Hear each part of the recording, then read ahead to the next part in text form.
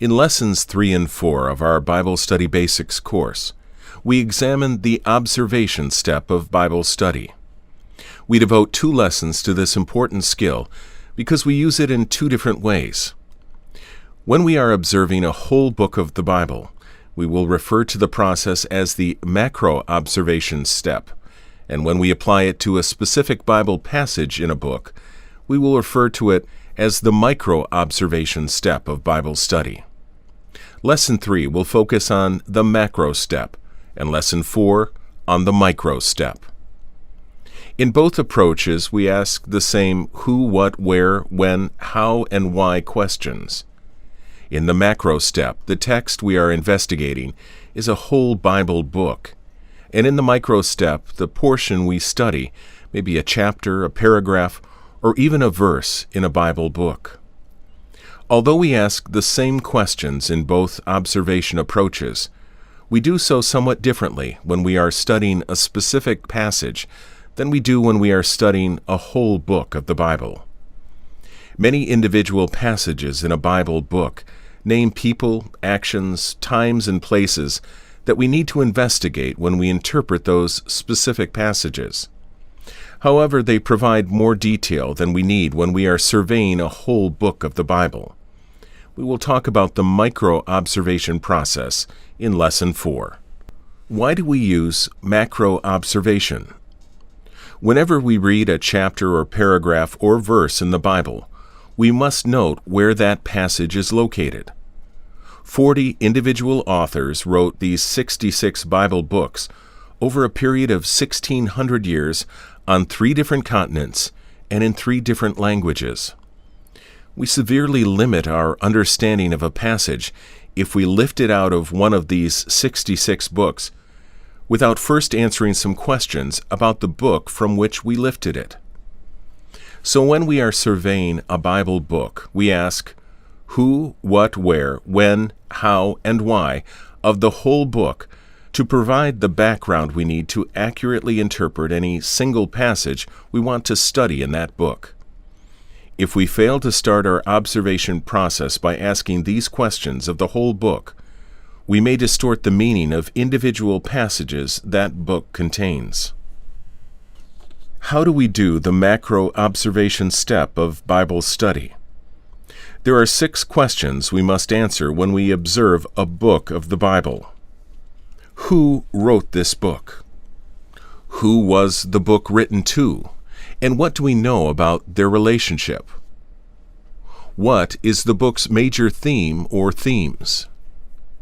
How is the book's content organized? Where was the book's writer and the recipient when the book was written? When was the book written? And why was the book written? What was its intended purpose?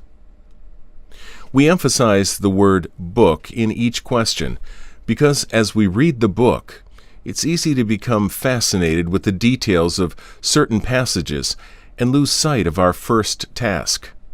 We can't accurately study any single text in a book until these larger questions about the whole book are answered. Just like we may be tempted to eat our cookie dough before we bake our cookies, we may be tempted to stop and sample specific portions of a Bible book before we have finished the important macro observation step. There are 2 approaches that we use in combination to find answers to our 6 questions. Independent study. There is an appropriate time to use commentaries, Bible handbooks, and study Bibles to help us answer some of our questions. But to go there too soon is to handicap the Bible study process. There is no substitute for our own repeated reading of a Bible book. By searching the book for answers to these 6 questions, we force our mind to interact more deeply with its content. The repeated, intentional reading builds a familiarity with the whole book that allows us to make connections between the book's various passages and ideas. Like a good detective who makes connections between all the pieces of evidence to solve a crime, we are able to connect the book's evidence by observing and gathering this information ourselves.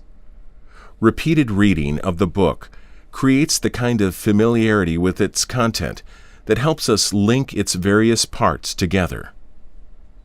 Using the tools. When we have developed a working knowledge of a Bible book and found answers to as many of the questions as we can through our own investigation, we may turn to other resources. We use study Bibles and commentaries as tools. But we must not let them become crutches that abort our own discovery process. The level of familiarity we gain with the Bible book through our own macro-observation step serves us well when we apply the micro-observation step to any passage we are studying. Applying macro-observation to a Bible book. When we ask the who question of a whole Bible book, we identify the writer and the recipients. Then it's important to think beyond the names of the writer and his audience and discover the nature of their relationship. We see the importance of knowing something about the writer and the audience when, for instance, we study the four Gospels. We attribute many of the differences between the Gospel accounts to the fact that each author was writing from his own perspective and was explaining Jesus' life to a different audience than the other three Gospel writers.